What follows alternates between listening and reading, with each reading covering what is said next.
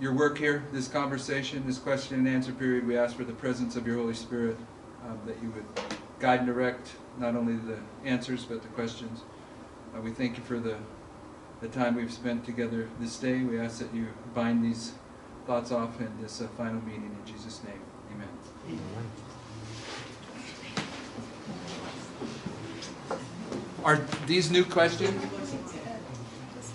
or old questions? I guess I'll find out. I think there may be a mixture of both. Yep.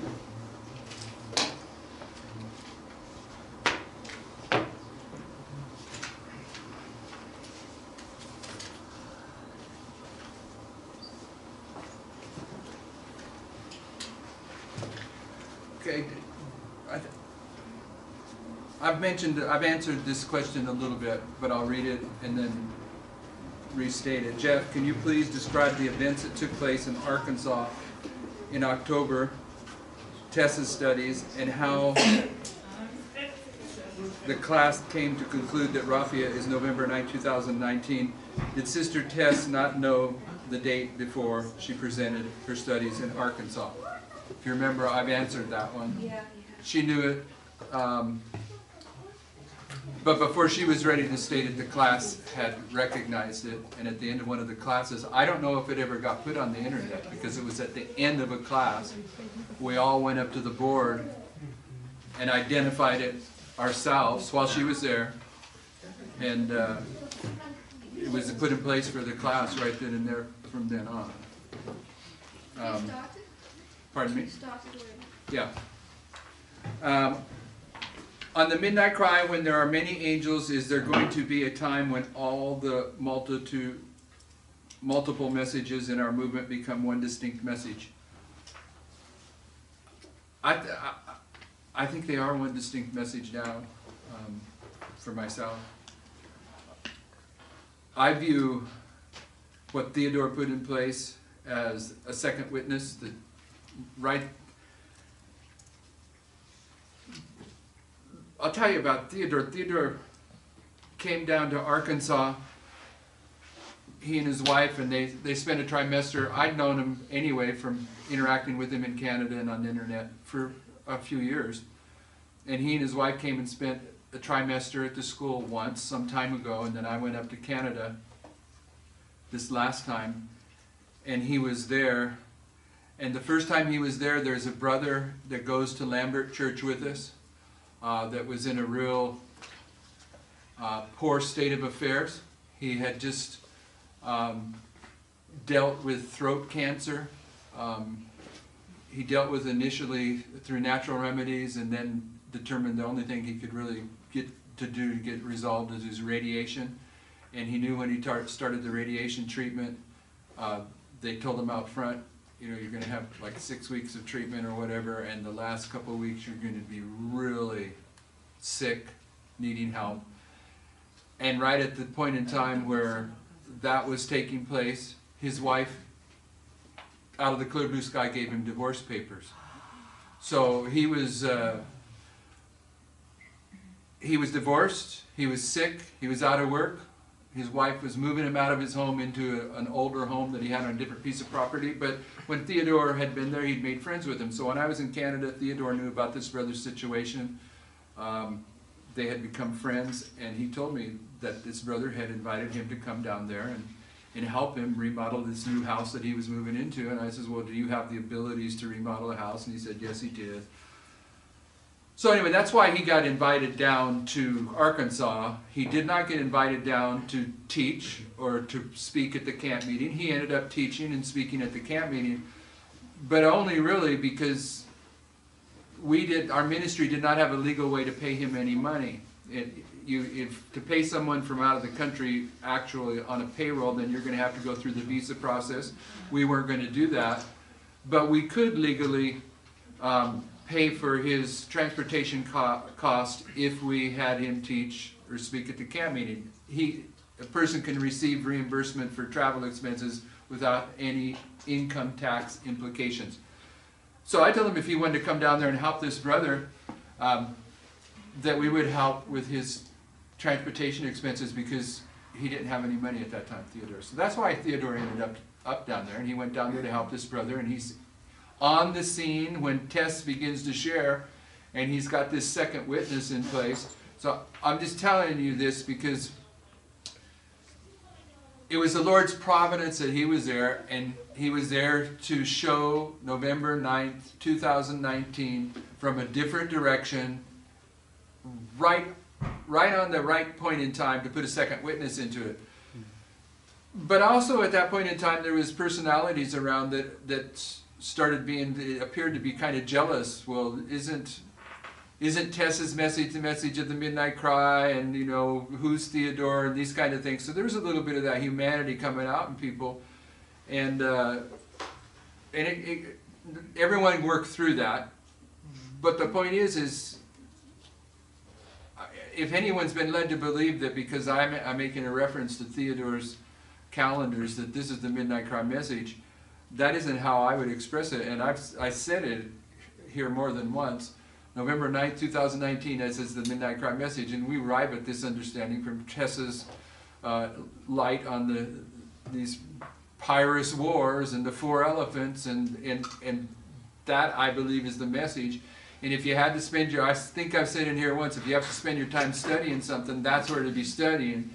But for years, I'm saying it again, and this is the question here, I have pointed out, not in a big way, but I pointed out when Sister White describes the midnight cry, there's many angels, not just one. And we know in this movement that angels represent several things. They can represent angels, they can represent the message, they can represent messengers, they can represent the people of God. So recently I heard Parminder a couple times even point that truth out, that when it comes to the midnight cry, there are more than one angel. So you haven't seen yet. Tomorrow, Lord willing, I'll give you at least an overview of the line of the General Conference presidents and the presidents of the United States. While we were in Canada connecting with Theodore, one of the main people in Tabo's little church family where he's at is a brother named Colin. What? Colin. Colin, good for you. And he'd done a study on the presidents and the General Conference presidents. And a year or two before, if everyone know who's Conard and Tayon are? Yeah. Okay, when Conard and Tayon were at the School of the Prophets in Arkansas, we had a class one morning, and at the end of the class, I forget how we just in a kind of a group conversation, we began discussing. It seems like there might be a parallel between the General Conference presidents, the presidents of the United States, and the kings of Israel and Judah. And we began brainstorming right away. We could see some really profound connections there in a short period of time. But that was the same point in time when the parting of the ways with Conard and Tayon and our ministry was about to take place. So what I'm saying is, long before I went to Canada last time, that thought had arrived. And then when I was in Canada with Tabo, Colin said he wanted to show me something, and when he showed me, he had this information together about the General Conference presidents and the presidents, and it was like I didn't need a great deal of explanation because I'd already worked through the logic, and from there Tabo and I were heading to Africa. Okay, so I told Colin, give me a copy of your notes. I want a copy of your notes. And he went and made a copy of the notes he had, his working copy. And I think probably a little bit of it was that my enthusiasm to get the notes spurred Tabo to take that. And when Tabo and Kathy and I were in Africa, that's what he was sharing, was these presidents. But when we got over there to Zimbabwe, Tabo was speaking, I was speaking, and maybe 2 other brothers were speaking, Blessing and maybe Nyasha, but I know Blessing was. But Blessing gets up there, a guy in Zimbabwe, in this camp meeting, and he begins to share the presidents and the General Conference president, and according to him, in Zimbabwe, they've come to this understanding independent of anyone else. So it had popped up in Canada after it popped up in the School of the Prophets. Tabo's going to Africa thinking this is what he's going to share, and we get to Zimbabwe and they're sharing it. So the reason I'm saying that is that I think that this history of the General Conference of Presidents and Presidents, it intersects with this history of Raphia to Panium in a way that contributes to the message of the Midnight Cry, if we're going to label that as Tessa. So I personally am seeing someone like Theodore right on the scene when it takes place to give a second witness, okay? No, you are crazy to doubt November 9th, 2019 because you've seen enough of it with Tess that you could come to the conclusion without her even saying what it was. And as soon as you accepted that light, the Lord say, by the way, here's another way to nail down November 9th. And then the floodgates are open on that. And then at the same time, there's other little truths that are coming about that are, I just say, strengthening that message. And to me, that's an agreement with, that's proof that it's the Midnight Cry message. Because you have now, it's a single message. It's the Midnight Cry message. But you have many angels that are coming, many lines of truth that are coming together to strengthen the overall message. And the overall message to me is that it's really solemn, it's really scary that in 11 months, if we don't die before, our probation comes to a conclusion.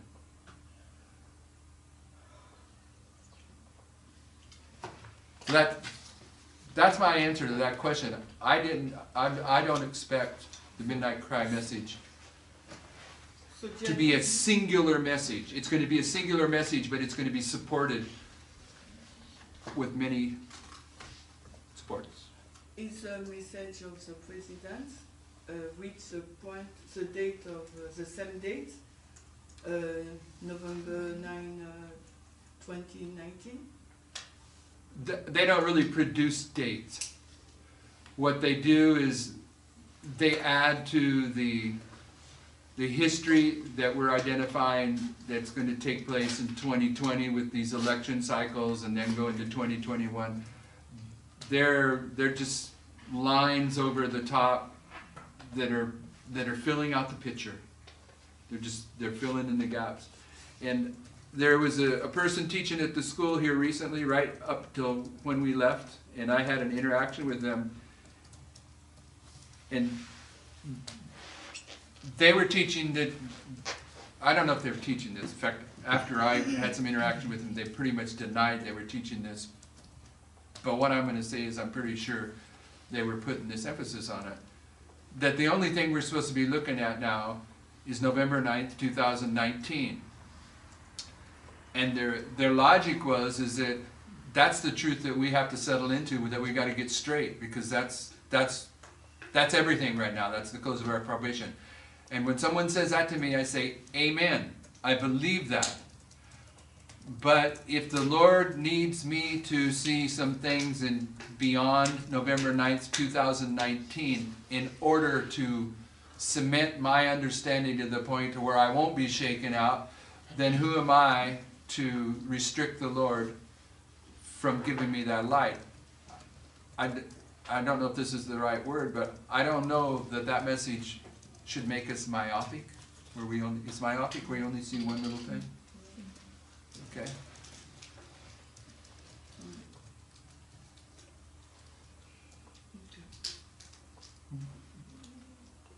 But I'm open for correction.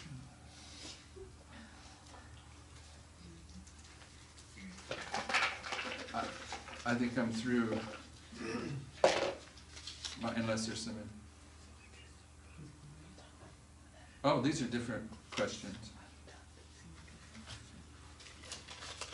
That one's to me, but the next one I'm almost certainly going to be for you.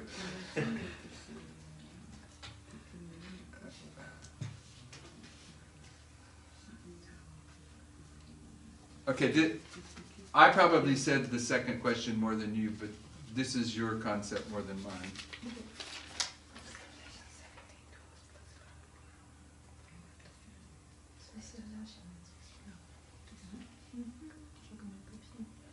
Now this is a similar thought. You could probably do it as part of it.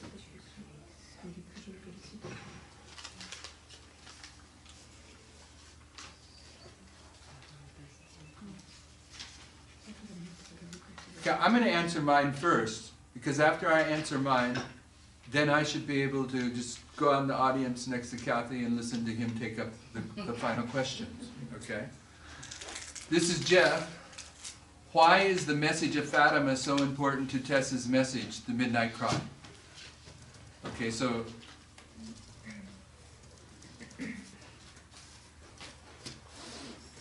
I don't have the intellectual point of reference to really answer that. Okay. What I do have is this. None of you were probably, other than maybe Parminder, Manjit, maybe, and my wife, and Aaron, maybe. But most of you weren't around during the time period that I was just out there sharing Daniel 11:40 to 45, and that was the only thing that I was sharing, you know, until further light came. But I did that for years and years. And when I would do Daniel 11 verse 40, and I agree with what he's been saying here, Daniel 11 verse 40, there was a point in time where we realized the entire Bible is illustrated in verses 40 to 45.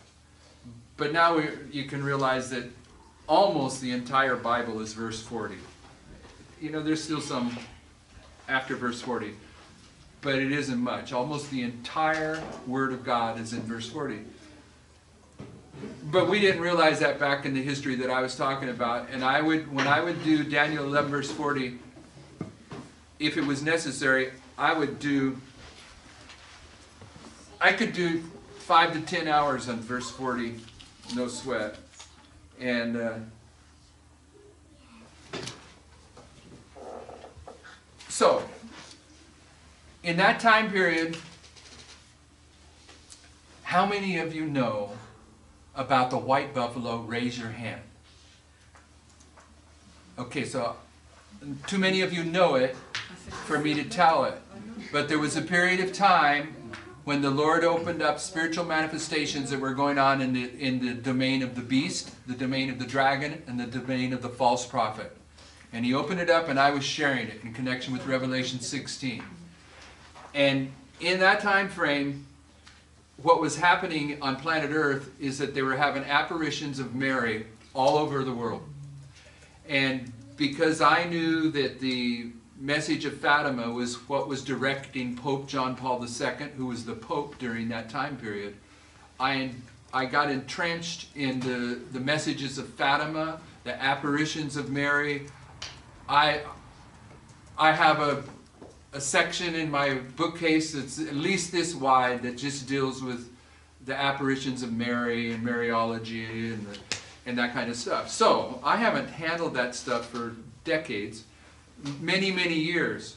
So one of the reasons for me that Tessa's messages of Fatima was so important, and my wife could give testimony to this, is when Tess started into her presentation in Arkansas, I'm sitting back there with Kathy saying, wow, do you remember? Do you remember? It's what we were teaching way back when, and no one said a word about it since then, okay? It's blowing our mind. So for us, those presentations are connecting with us in a way that it wouldn't connect with most other people. But back in that time period, we came to understand, based upon Revelation 16, that out of the mouth of the beast, out of the mouth of the dragon, and out of the mouth of the false prophet, there are spirits that come out, like frogs. And there's a quote where Sister Wright says, in connection with this, that the frogs representing overspreading of the land. Therefore, these spirits that come out of the mouth of the dragon, the beast, and the false prophet, they're going to come out across the whole world from these three entities, and they're going to go forth to the kings of the earth, and they're going to bring the kings of the earth to Armageddon. So we were understanding that there was a spiritual influence that was coming out of Catholicism, apostate Protestantism, and spiritualism that was destined to lead the world to the close of human probation. And it was the messages of Fatima that were guiding the Catholic Church's activities in that regard. That's why we were looking at them. So when you are looking at Tessa's material and you're looking at the struggle between the King of the North and the King of the South, even though it's the proxy for the King of the North is the United States, which we would call the King of the North, would it be valid to say that the proxy for the papacy in this struggle is the United States? Okay, they're still, whether Trump understands it or not, the puppet master behind the scene is the Catholic Church, and Catholic Church is essentially being guided by the messages of Fatima. Now, that's at a very simplistic level, because the messages of Fatima say that the Catholic Church is divided into two factions, and depending on which faction you're in is how you interpret, how you accept or take direction from the messages of Fatima. But if you're going to understand the relationship, the struggle between the King of the South and the King of the North, then if you're going to take in the light on the spiritualistic influence that's directing the papacy, then I think you are better off, better prepared to understand that if you understand the role of the messages of Fatima that came into history the same month, the same year that the modern King of the South began its role, way back in the beginning of the 20th century. But I don't know about all the implications of how Tess teaches it. Okay, you have the rest of them?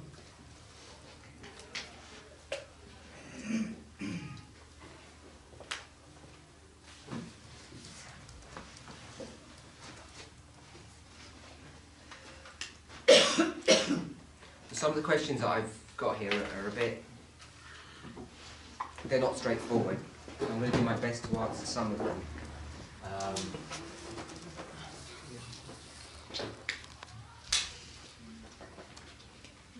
The first question was, do we need to be rebaptised before the close of probation? So I don't know whose question that is. They're willing to. So I guess I would ask you or anybody who's asking a similar question.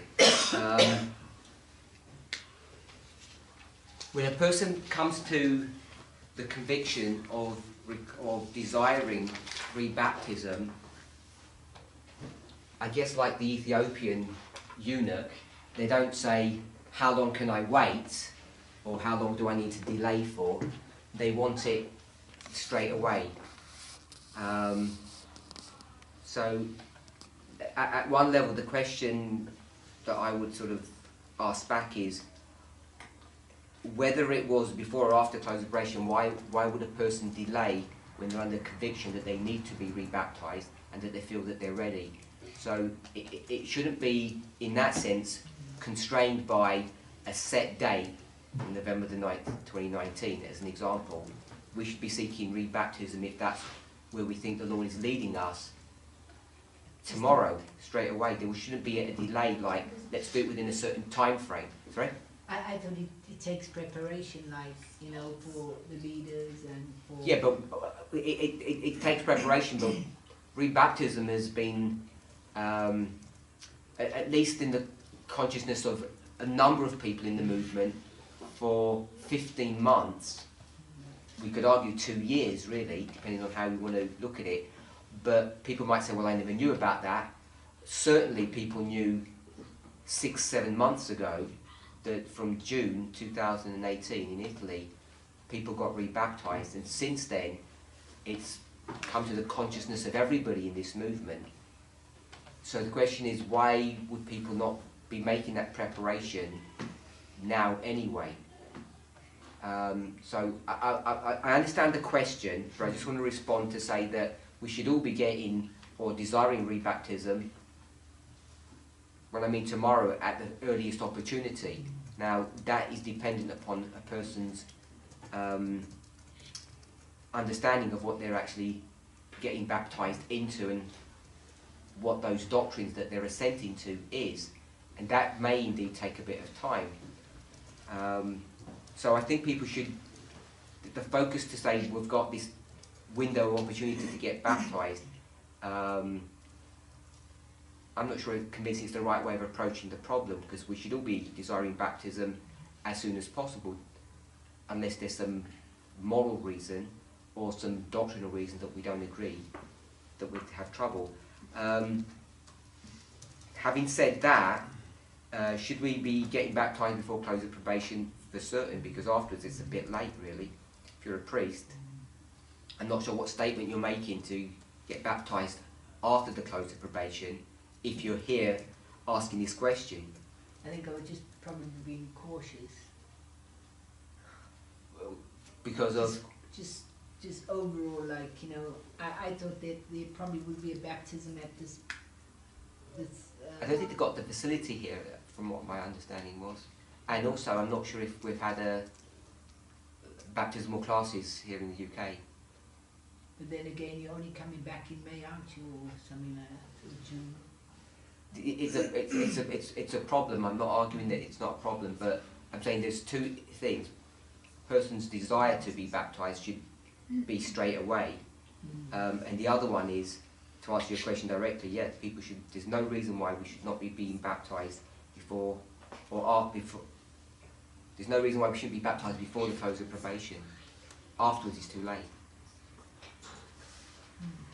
Because what statement are we making to say, well, wait till after the close of probation to be baptised?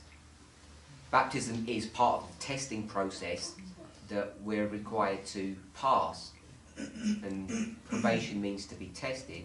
So when the testing finishes next year, if you haven't been baptised, you've failed the test, really, I would suggest.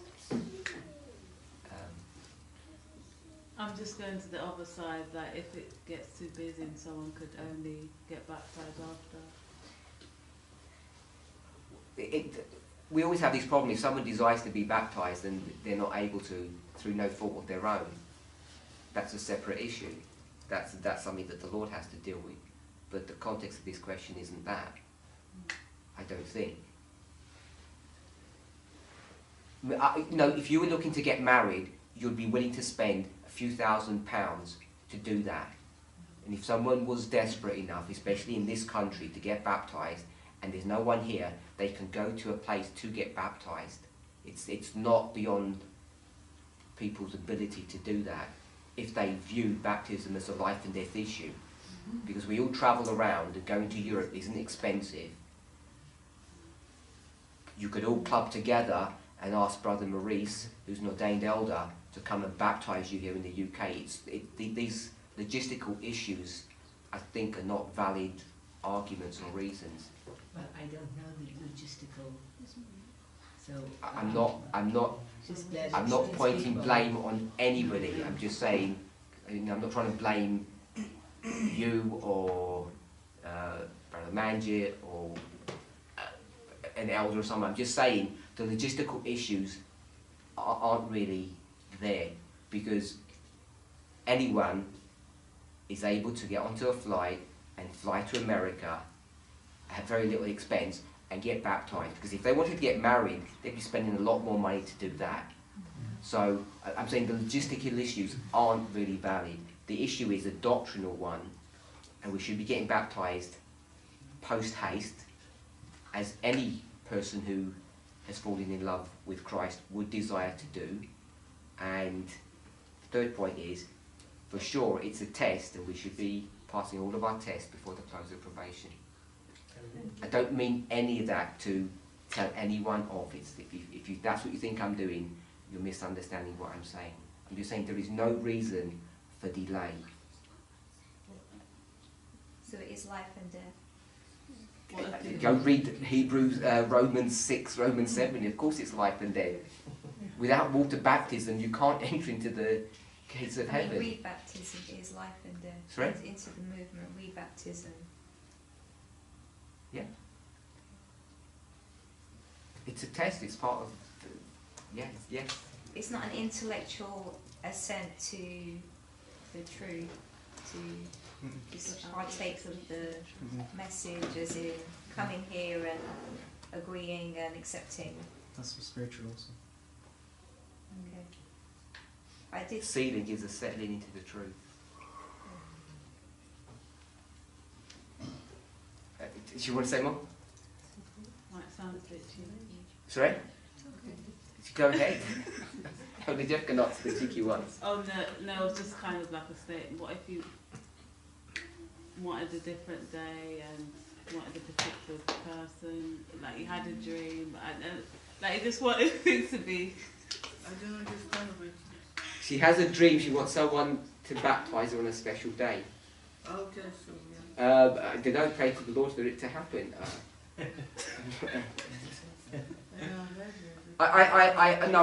Joking aside, I empathise with that. People desire someone to, a particular person to marry them. It's not that uncommon. It's pretty common, should I say. It's not that unusual, that's what I meant to say. It's not an excuse to put it up till November 10th. Yeah, if you're all keen to get baptised, there's baptisms happening in Germany at the end of this month, for certain. That's convenient for us to get to. Why can't we do the UK? Sorry? Why can't we do the UK? Well, I'm just saying, what's already been planned, I don't know why they weren't planned here. I don't think they have a pool here to do it in the middle of winter. It's not that. What about your garden? As I said, there are certain things that need to be put into place. First of all, baptismal classes need to be held. I don't believe that they've been done. I'm not aware of them, and I'm normally aware of all the classes that have been organised and scheduled. Not all across the world, but most of the places. I know nothing has been arranged here in the UK, so that has to be done.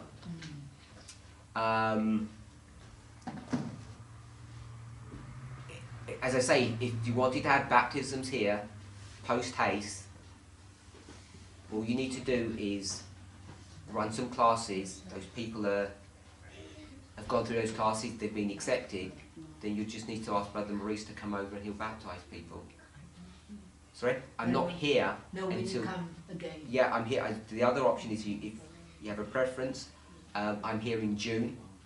And then again we have another opportunity at the end of August in Germany again, at another camp meeting. So, Brother Maurice is available anytime. No, not anytime. He's not available at any time next year because he's got a busy schedule himself. But you can negotiate a time period with him long before June. That is possible. I don't mean to put pressure on him. He's away. He's got his own responsibilities. I'm here in June. So there's December, June, and the end of August, which are definite dates. Anytime in between that, you can either fly somewhere. You can go any weekend to Arkansas. They have all the facilities there. They have a resident elder. You can go to France when Brother Maurice is there. In June. He's there before June. I'll be waiting for you. So there's various options, that's all I'm saying. Okay, so that was meant to be an easy question. Have I answered everyone's questions? Thank you. Everybody happy? Ish? Happy-ish?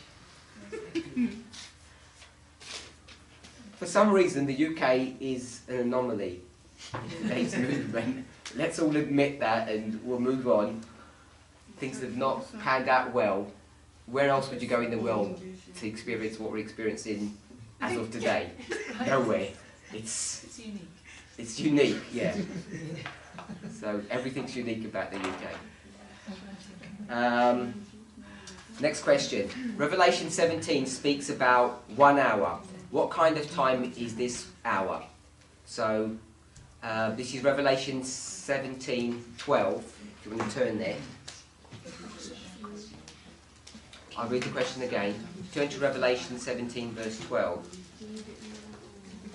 It says, we'll read the verse. And the 10 horns which thou sawest, the 10 kings which have received no kingdom as yet, but received power as kings, 1 hour with the beast. And the question is, what is this 1 hour in Revelation 17 verse 12? So, my current understanding of this 1 hour is that it's marking the history of Daniel 11 verse 41. So I don't know whose question this is. It's a French question. I don't know whose, but I think it is. I just didn't know it was a French question. Is it yours, Sister Sophie? So is that how you understand this 1 hour? It's the Sunday law history? Yeah? So anybody else have a different view? I understand it to be Daniel 11 verse 41. So how long is this 1 hour? If you were to do regular time calculations, how long would this hour be? It would be 15 days. If you did a day for a year and you did run through the calculation, the same calculation you do in Revelation chapter 9. I'm of the opinion, I don't think the Sunday law, verse 41, is 15 days. I think it's going to be a tad longer than that. I have no evidence to base that upon. Just, I think the logistics of, or the machinery of getting the politics of the world, or the governments of the world, to do whatever you want them to do, I think it's going to be a bit longer than 2 weeks. If we're expecting the things that we are anticipating, Revelation 20 verse 4, the bloodshed that's brought to view there, it seems to me it's a bit longer than the 2 week period, essentially, 15 days. So what is that 15, what is that 1 hour? If it's not 15 days, how are we calculating hours at the moment? Is there another mechanism, and is there another way? I'm not aware of one. I don't know if there is or isn't, but I've not been aware of that. So this 1 hour of Revelation 17, you can find in a number of different places, especially if you go to Revelation 18. So if you turn to Revelation 18, this same 1 hour, I would argue, which is why I asked Sister Sophie, is this the Sunday law period that she's referring to? Well, let me ask you if this is the same hour or not. Revelation 18, 10, 17 and 19. Maybe you'll argue that it's not the same hour, it's an hour afterwards. Standing afar off for the fear of her torment, saying, Alas, alas, that great city, Babylon, that mighty city, for in 1 hour is thy judgment come. Verse 17, for in 1 hour so great riches is come to naught, and every shipmaster and all the company of ships and sailors, and as many as trade by the sea, stood afar off. Verse 19, and they cast dust on their heads and cried, weeping and wailing, saying, Alas, alas, that great city wherein were made rich all that had ships in the sea by reason of their costliness, for in 1 hour she is made desolate.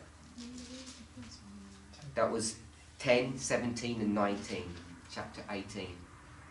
So this 1 hour in chapter 18, is it the same hour in chapter 17? Or is it another hour that follows? There's the hour of temptation. And Okay, so you think it's the hour that follows? I'm just saying there's another hour. That hence my question. Yes. Yes, hence my question. Because if you go to Revelation 3:10, Yes. Alan White's going to take Revelation 3:10 and plug it into early writing 277.2 and talk about this hour of temptation. Revelation 3:10, because thou hast kept the word of my patience, I also will keep thee from the hour of temptation which shall come upon all the world to try them that dwell upon the earth. So I'm saying you've got 2 1-hour periods, and I'm arguing that they're back to back. This is the Sunday law, and I'll just say this, Jacob's Time of Trouble. I'm going to call it the binding off or the harvest. The reason why I'm reticent to call it Jacob's time of trouble is because if this is Daniel 12:1, I don't think Jacob's time of trouble is the whole time period. But if we want to sort of generalise it, then I'll call it that. But I think the time of trouble comes in here. But the reason why I say that is because I think we now have evidence that in every dispensation, we can mark at least 5, the Sunday law history of the priests, the binding off of the priests, Levites, Nethinims, and this one here, the 144,000. Every single one of those dispensations has at least 2 waymarks that we are now identifying. So I don't know if we're all familiar with that concept or that idea. If you've watched Sister Tessie's presentations in Arkansas, she mentions these 2 waymarks in at least one, if not more than one, no, sorry, definitely more than one, in 3 of those dispensations, but she doesn't highlight both waymarks. She doesn't explicitly talk about them. There's a presentation that was done recently where in each one of those 5 dispensations, they're all marked, or as much as we know about them. So in this one, I'm saying, so this is slightly off subject, there's 2 waymarks, and you've heard Elder Jeff speak about the day and the hour of his coming. This is where this is taken from, and I'm identifying this as a cry. We could call it the midnight cry or the loud cry, and this is the death decree. It's not the actual implementation of it, it's the decree itself. So we've got 2 waymarks, and I'm suggesting that those 2 waymarks, we have, we can locate them. Some we know about, and some we're taken by line upon line methodology, that you can tag this into 5 dispensations, 5 back-to-back dispensations. 1, 2, 3, 4, 5. And this would begin 2014 and it would end in the second Advent. And there are 2 waymarks in each of those histories. We already know that as of, we're stating it confidently this year now. So some of them, as I say, we know, some of them we don't know. So this one is 2016-2018. This one is Lexington Concord, where you've got 273. We're expecting a loud cry there. This is 273. We're expecting a loud cry. This one we're not familiar with, but we know there's going to be a loud cry. And these 2 we know about, the death decree and the daily hour of the second Advent. So we know this one, this one. When I say we know these 2, at least we're expecting things to happen there. Again, we know a loud cry to happen, and we're familiar with 273. This one we know about, and these 2. It's this one here, which would be one here, that we're not familiar with. Was that too fast for everybody, or? What's the one you know? Sorry? What's that one you know? Which one? Tell me when to stop. The one or the Sunday law, above? That one. Yeah. Not in the one, Yes. what's the one we know? So this one here is what we would call the loud cry. We know that one. It's this one that we don't know. The one that would precede it. Okay, maybe I'll address that slightly Yeah, slower. because we don't know the study, so you're talking about something, but we don't aware. Okay, We don't so understand. if you've watched the studies of Sister Tess, you know 2016 and 2018. Yeah. We're all familiar with that. So that 16 and 18 are now being identified as waymarks in the Sunday law history, 2014 to 2019, or what we call Raphia, close of probation, 2019. Just at a simple level, without the proof of it, I'm saying there are 2 waymarks in every single history, every one of these, what I'm calling dispensations. So that, at least that should be relatively straightforward, if that makes sense. Are you saying there's 2 just because there's 2 in each of the other ones, and so there has to be 2 in the other ones? Is that Well, upon a testimony of 2 of things established, and the ones I've ticked are the ones we know about. okay? So we've identified this one from Acts 27, the number 273. But before that it was even on the card, we knew that there should be a loud cry in this history here. This is Panium to the son-in-law. We knew there would be a loud cry, because that loud cry does what? It calls the Levites out of Laodicea into Ephesus. So we already knew there should be a loud cry there. Now we're identifying there's a second waymark, which is 273. What that means, we don't know. So I've put a tick there that we know something about that waymark, but we don't know anything, at least I don't know anything above that, about its characteristics, if that makes sense. So we know 2016 and 18 because we're experiencing that. We know these two, death decree and the cry, because they're already given to us in inspiration. We know that there's a loud cry in the son-in-law history. We don't know this one. There's no information for that, at least no study that I've seen done. We know this one here, Lexington Concord. We know this exists because at that battle, 273 British soldiers were killed. And so we can get 273 and tag it to this 273. The date that's been given for that is 2020. So all of this is from studies that Sister Tess has done. It's all in the public domain. So we know that, but we also know that there will be a cry that's made here, a loud cry if you want to use that phrase. So we already know that. And we know that this second tick here, 2018, is a loud cry. So we've got loud cries in every single dispensation. We should expect to see that. What we're identifying is that there is a secondary waymark, which I guess we're saying with some degree of certainty now, because on the testimony to a thing is established. Hopefully that makes sense. Sorry? What bit is going over your head? I think I didn't catch when the line started. 2014 to 2019. Oh, I mean, what made you draw the second line, the secondary line?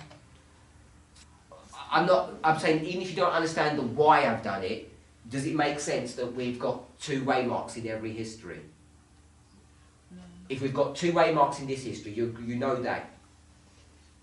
2016, 2018. Yeah, I understand, but I Okay, you understand that one.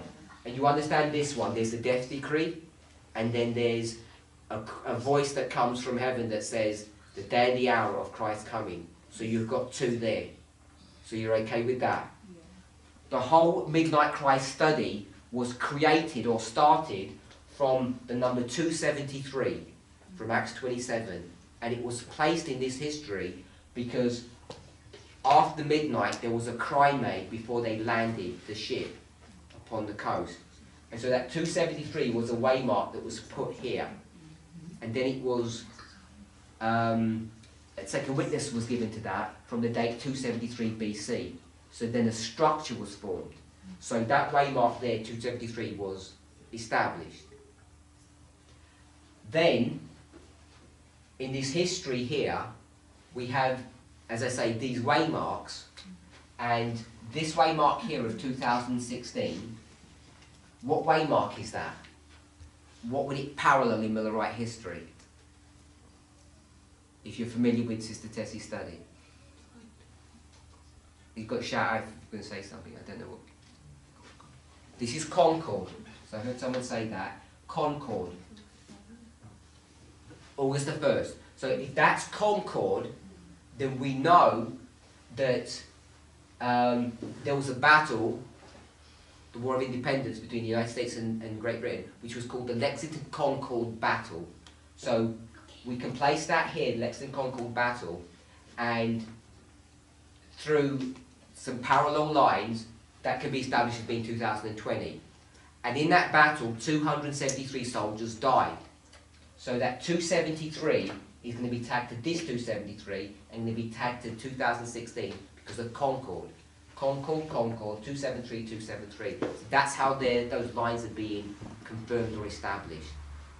With the 220 then, the 2020, we don't know what that is. What that is? Do we know what that event is between Raffrey and Panning, the 273, when you're saying from other lines we can establish it's 2020? Yeah, but I can't remember what the event is. what that event was, how that what that event was. I don't have it in the forefront of my mind. Okay. So what you're missing Now just because now? I think after- I was just zoned out, and then I just saw the lines that. Okay, so you're blaming me, and then you're not listening. Yeah, Okay. So that's what I just wanted to know. Okay, sister. Yeah. This was not part of the question, by the way, but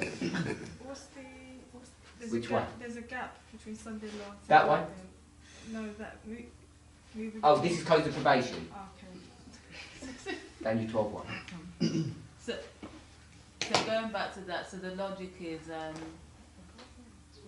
you drew the second line because on the top line there's 2 waymarks in between. The logic is this, that for a long time, we've not considered the loud cry to be an independent, separate waymark. Matthew 25 verse 6 doesn't allow you to do that. At midnight there was a cry made. It's a singular event. But we've understood for around 3 years now that they become 2 events. Midnight and midnight cry are separate events, July and August. And therefore, we've been we've had to confront the reality that the loud cry is a separate, unique waymark.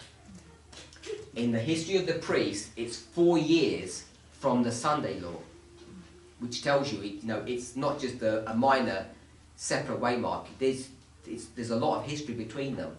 So we can predict now, when the Sunday law happens here, there'll be a separate, unique, distinct event here, which we call the loud cry.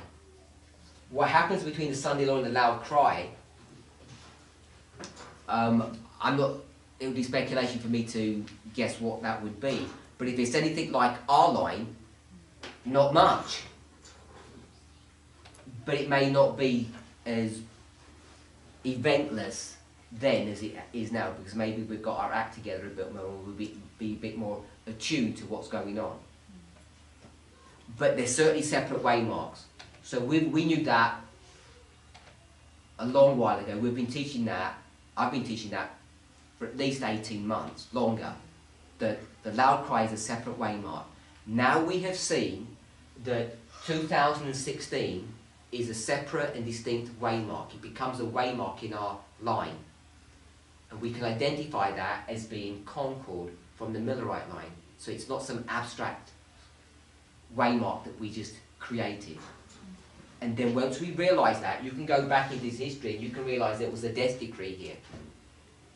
So once you see the death decree, you know that there are 2 waymarks in the binding off period of Jacob's time of trouble.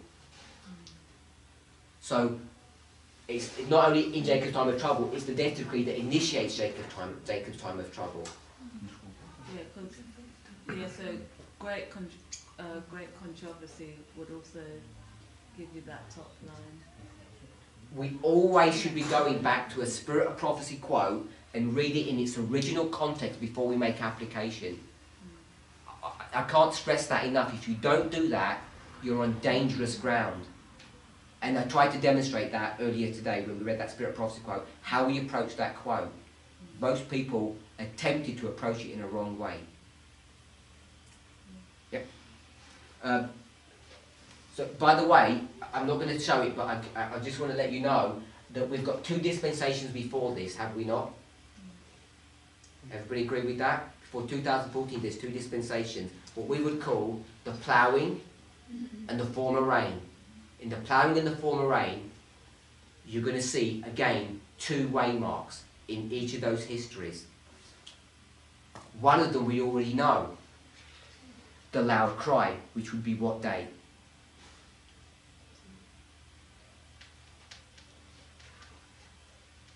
A date between 9/11 and 2014, which would serve as a cry.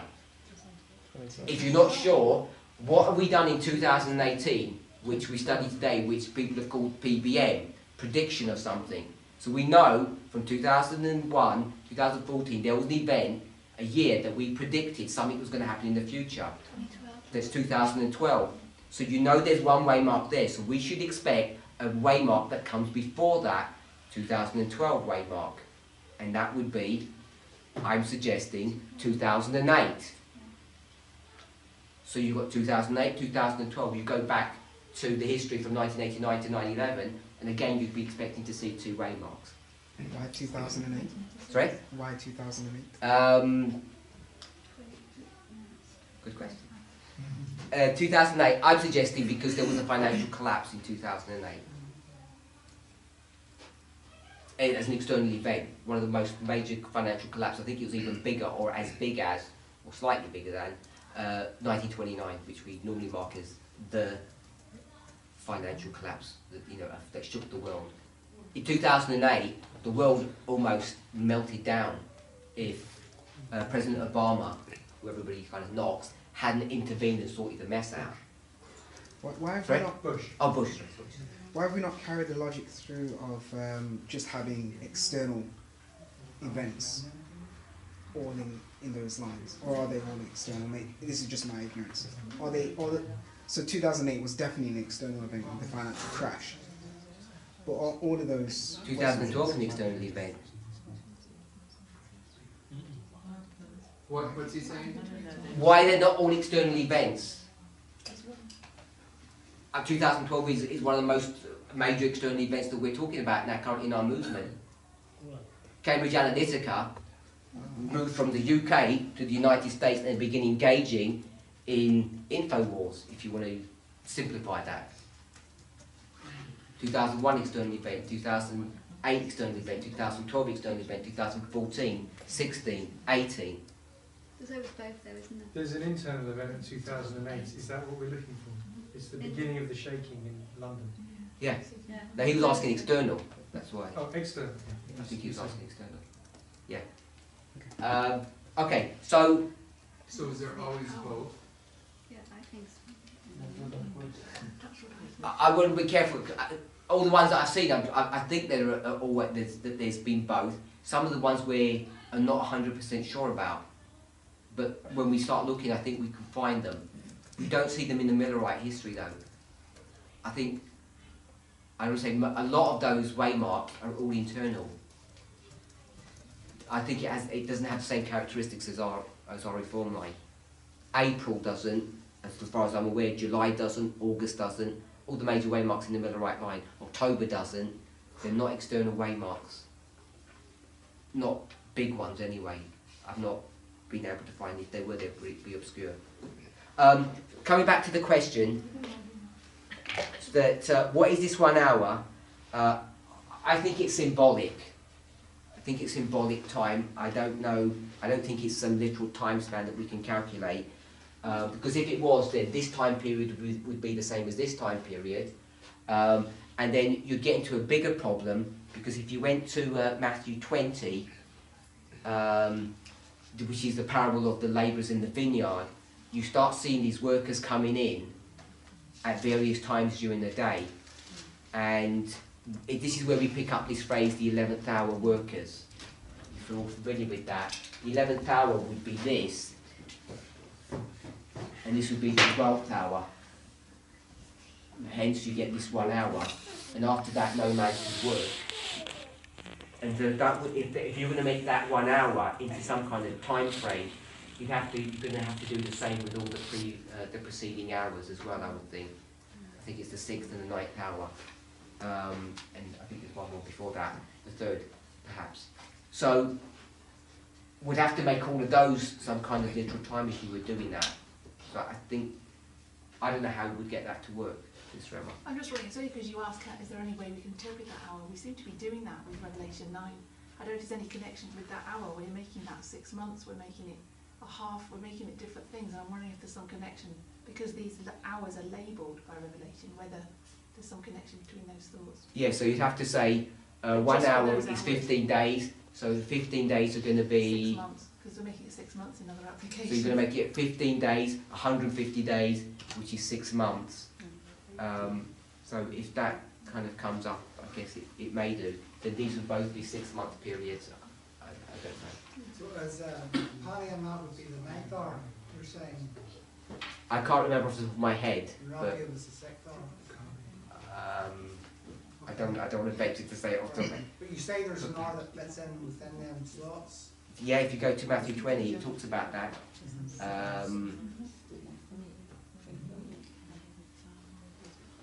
It goes out at the 6th and 9th hour. And I think the 6th and 9th hour we mark as Raphia and Panium. And so Revelation 18, the hour is it then between, is that after Daniel 12 on? That's why I was asking what people thought about that, if they're marking Revelation 18 that hour or this hour. Yeah. Well, has Revelation 18:4 is the come out of her my people?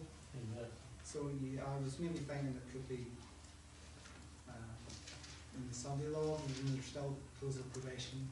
There's things are happening there. That's how I've understood that verse, but I'm open to correction on that. What verse? Sorry? What verse? He said he went to Revelation 18 verse 4, which is here, saying, come out of her my people, is that what you're saying? Because judgment's about to happen. And then when you get to verse 10, 17 and 18,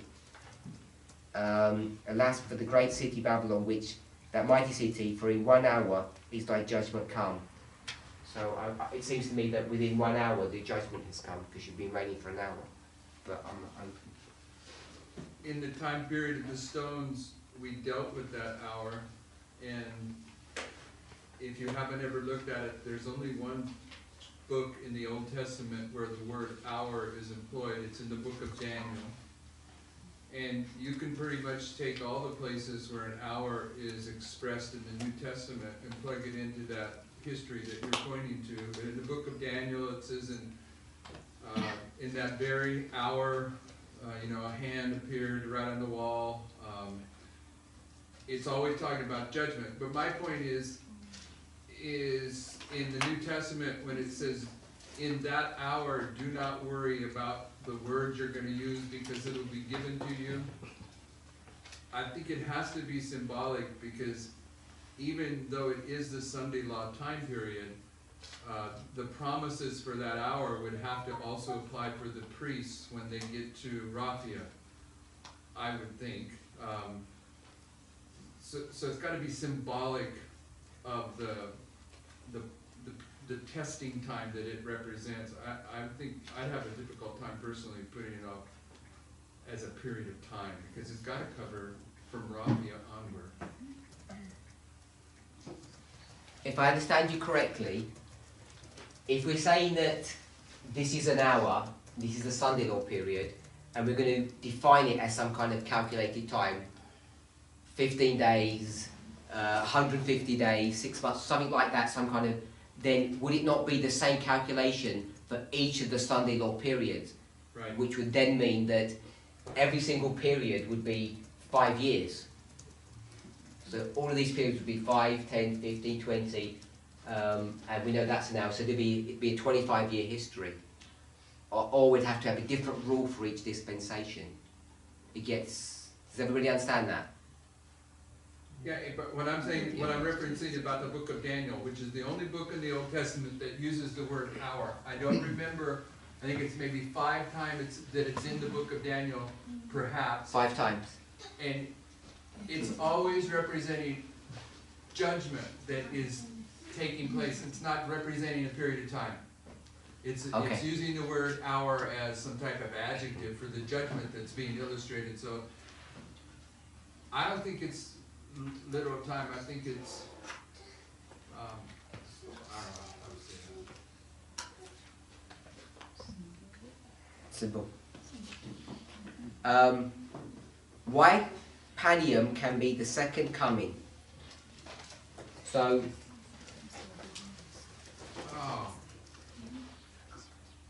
we didn't take a picture of that, and you erased it. I'll take a screenshot. Or did. Okay, erase it. Aaron's gonna save you. So, why is Panium the second coming? So, I'm going to try and discuss this in a bit more of a formal fashion in one of the presentations. But if we did 89, 9/11, Sunday law, close of probation, and second advent, and we had the ploughing, the former rain, the latter rain, and harvest. You remember today I said that I just put 3 waymarks here as an example, and I said this was 14, 18, and 19. and that would be Sunday law, loud cry, and close of probation. Then you would have a fourth one, which would be the second advent here. And this would be Panium. If we were to do that, then I've given the logic, hopefully that made sense to you, that these are just steps, but the creation of those steps was done in a very unique and special way, because you can't just create information from nothing. And we've created it through an understanding of patterns, which are fractals. So not only are they just steps, they have this special property attached to them, which pick up characteristics of these waymarks. So when you do that, this is why Panium becomes the second advent. So just conceptually, that's what the structure teaches. So let me make this suggestion and tell me what you think about that. We know at the second advent that people are going to see Christ coming on the cloud. They're going to see this glorious being who's not only coming on the cloud, which is one imagery, he's also coming on a horse to make war and to make battle, if you're happy with that kind of a concept.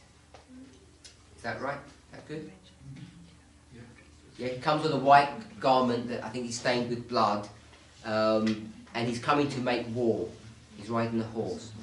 So, if you're okay with that idea, I'm saying at Panium, when it talks about the second advent here, what's being identified is Christ is coming.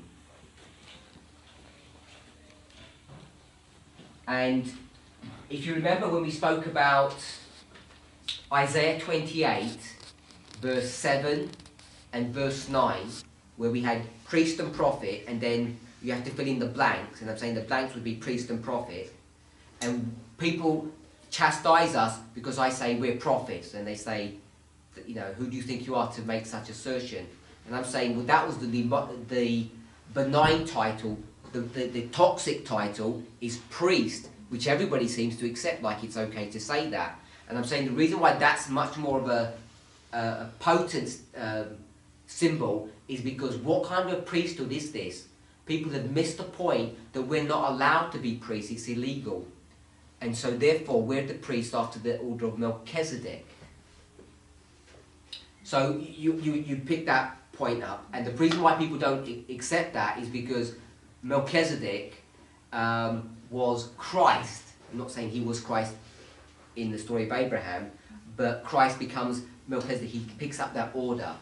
So I'm saying when it says Christ is coming, this is the same problem that people have with Daniel 2. Daniel 2, the stone that gets cut out of the mountain, our church teaches it's whom?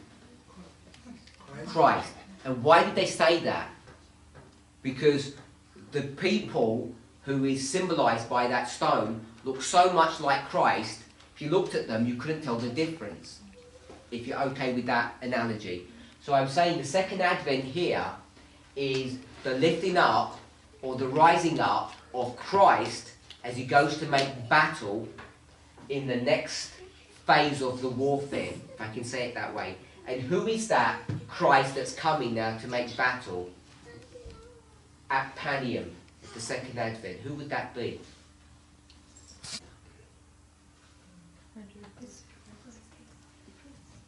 Sorry? It's the priest, because that's all there. There's no one else around. Because this was Panium, this is Raphia, and this is 2014. You go back and back. So this is the priests that have walked all through this history. They've gone through a harvest, they've been bound off, and now they're ready to do what? To make battle. And that battle is basically evangelism. They're going now to make war. If I say this, people are going to misunderstand what I mean. So I'll say it anyway and I'll get into trouble. They're going to go make war with the Adventist church. Because what they're going to do from the church is steal the Levites from them. And so this second coming is not just a structural phenomena, it's actually an experience that we're going to see. And that Christ's coming is when people look at us we wouldn't call it Christ's coming. What would the Millerites call it? They'd call it the living testimony.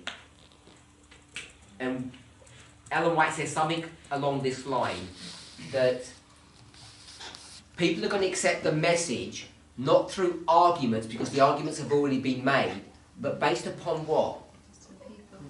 Based upon when they look at the people, they're going to see essentially Christ shining through them. Now, I've put here this second Advent here, Pallium, but it's a different waymark for the Levites and then also for the world. They represent different things. But I'm saying what this is symbolising is the rising up or the raising of the priest. We'd use it in the terms of the ensign is being lifted up. You can conceptualise it that way.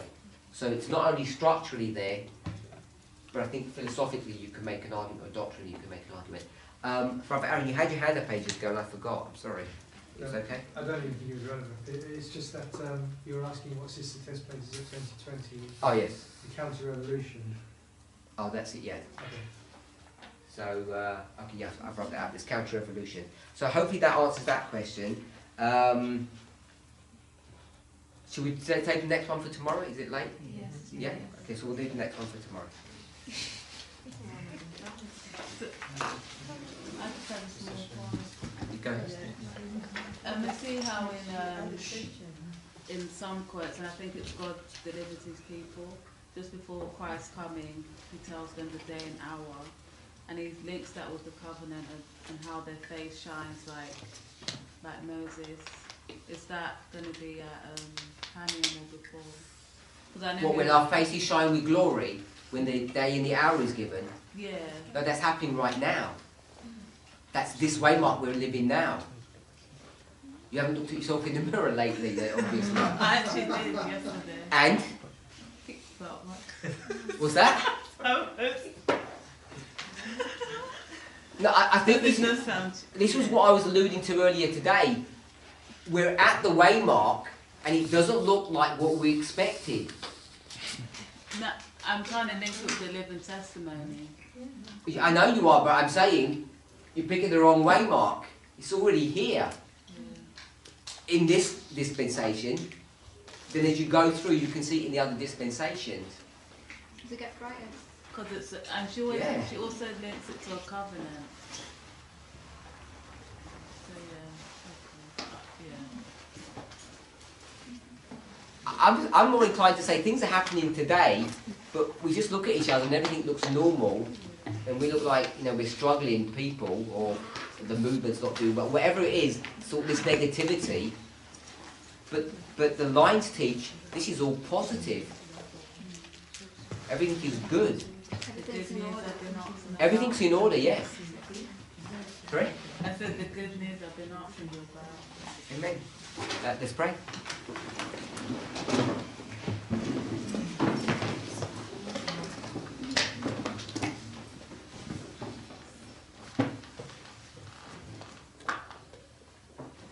Heavenly Father, we thank you for your goodness and your mercy. We want to ask and pray for a special blessing upon us.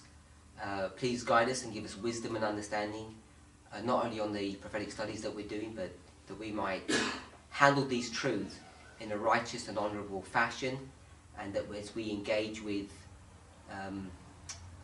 those who challenge us, those who